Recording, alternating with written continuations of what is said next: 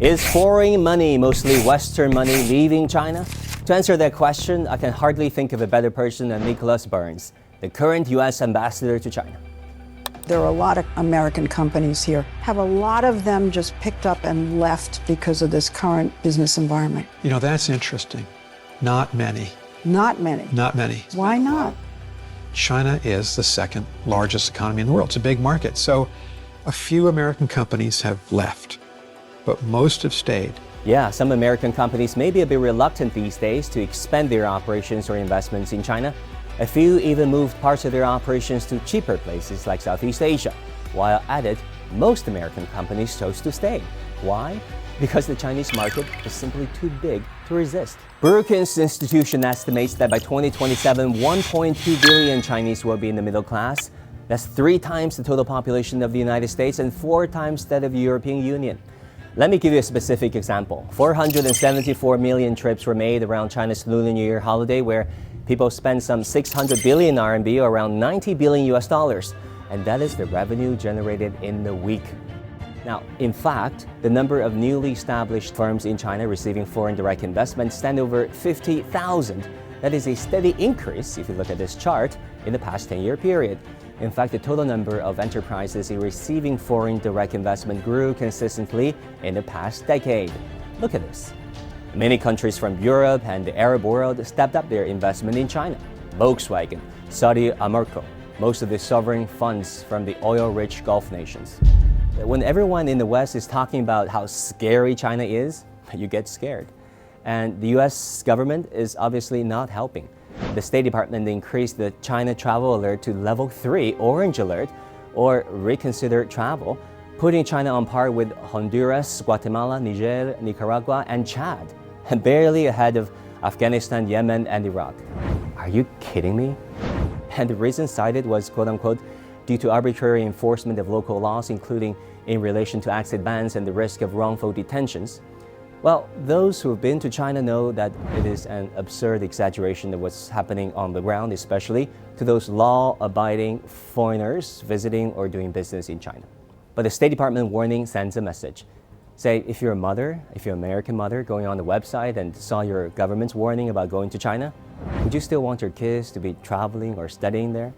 Would businesses or investors still want to increase their bets in this market? See, I'm not saying China doesn't have problems or things to work on, but many obstacles to access the Chinese market is not actually from within China, but from sanctions and restrictions from the West. It started with President Joe Biden's chips ban to China, asking US companies not to buy or sell to China, and then targeting Chinese electric vehicles, or EVs, which is already the biggest in the world. 60% of the world's total electric vehicles are produced by China.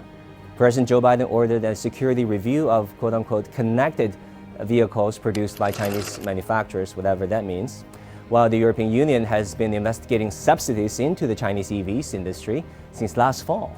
And the irony of all this is the United States does not import many vehicles, if at all, from China in the first place, though Europe was the top destination for Chinese EVs in the year 2023. Yes, there were some difficulties coming off COVID and its related management and control, but China is working hard to fine-tune its policies and making the lives of foreign investors and visitors easier.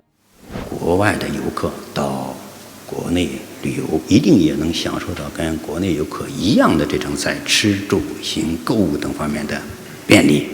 将坚持做到对国有企业、民营企业跟外资企业的知识产权一视同仁、同等保护。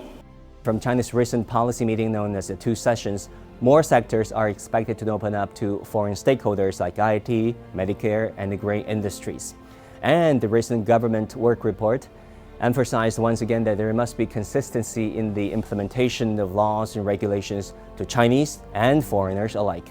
Growing at 4 to 5% a year, and of course on a global basis, that's a rather rapid growth of the largest market in the world. So the idea of China peaking, I think, is rather misplaced.